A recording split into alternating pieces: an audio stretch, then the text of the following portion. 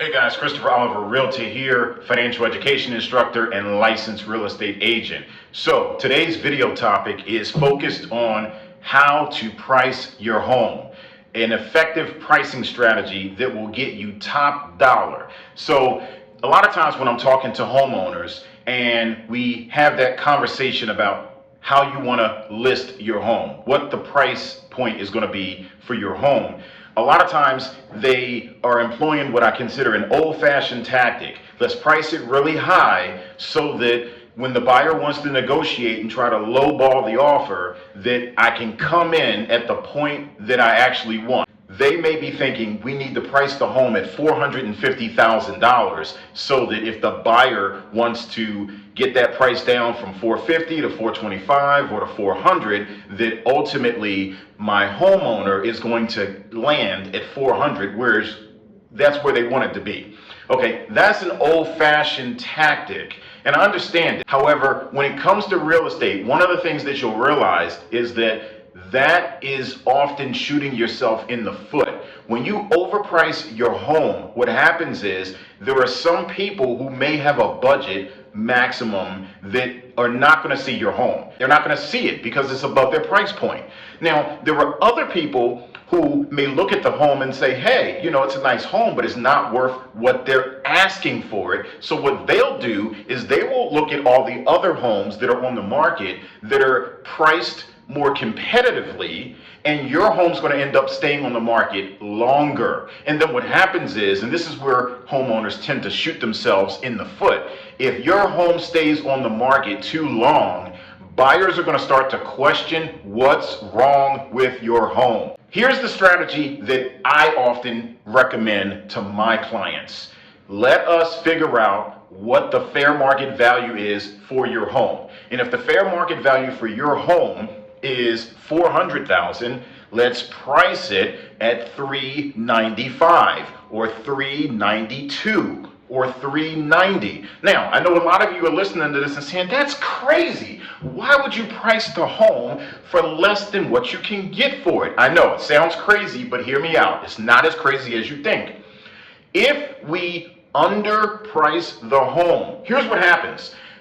If a buyer is looking for homes in the $400,000 price range and they see your home listed at $392,000, they're thinking, oh my goodness, this home is just as beautiful as the other homes that are listed for $400,000. We've got to go out and see this home. We are going to generate so much interest in your home that we are going to put ourselves in a position where other buyers are going to see other buyers taking notice of your home, and it is going to eventually drive the price up beyond what we asked for and probably beyond what you were expecting. Now, let me tell you a quick story. I had a listing and I had to share this tactic with my homeowner. And my homeowner was a little skittish about this at first, but he said, okay, you know what? I trust you. It makes sense. So he let me list his home for slightly less than the value. Here's what happened. I have a strategic way of putting a property on the market and timing it right so that it can generate listings that aren't just from the MLS, but they go out to Zillow and Realtor.com and all these public-facing websites that buyers just love to pay attention to, okay? And now we ended up seeing so much traffic. I was able to get him probably 65 showings, and we had that property under contract in less than a week. There were showings after showings after showings. I had people were calling me and saying, hey, we can't get an appointment because the calendar's blocked up. There were buyers coming out of the house as other buyers were coming into the house. What do you think this does for my homeowner? It gives my homeowner a competitive advantage because the buyers are literally saying to themselves, oh my God, this home is beautiful. If we want it, we better move quickly. Look at all the people who are interested in this home. If we want it, we are going to have to be competitive on our offer. That's what drives the price up.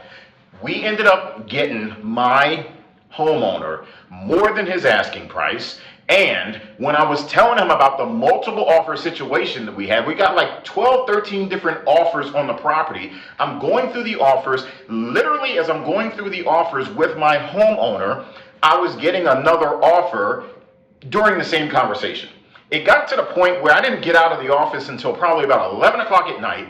And literally, that last offer that came through, well, actually, it was next to the last offer. The next to the last offer that came through, it gave my homeowners so much leverage that we were able to literally tell the buyers what we wanted. No, we don't like this contingency, remove it. No, we don't like this, remove it. We got a clean offer for more than $20,000 above the asking price for my client. And, oh, by the way, I was literally about to change the status in the MLS, and it got to the point where I still had one more buyer's agent reaching out to me saying, hey, please, before you update the status, I have got to submit this offer to you. And I'm like, dude, I can't take the offer. Like, we've already accepted the offer. We're already about to ratify the offer. This is the position that you want to be in as a seller. As a homeowner, this is the position you want to be in. And this is a competitive pricing strategy that is going to result from you pricing under the market. I'm telling you, it's going to work out for you as a seller every time. If you're interested in getting more information about how to be able to strategically price so that you can come onto the market competitively and you can get what you're looking for, then definitely feel free to reach out to me. I'm more than happy to give you some tips, some tricks, and I'm also going to give you every reason to use me as your realtor. All right, take care. Chris Oliver.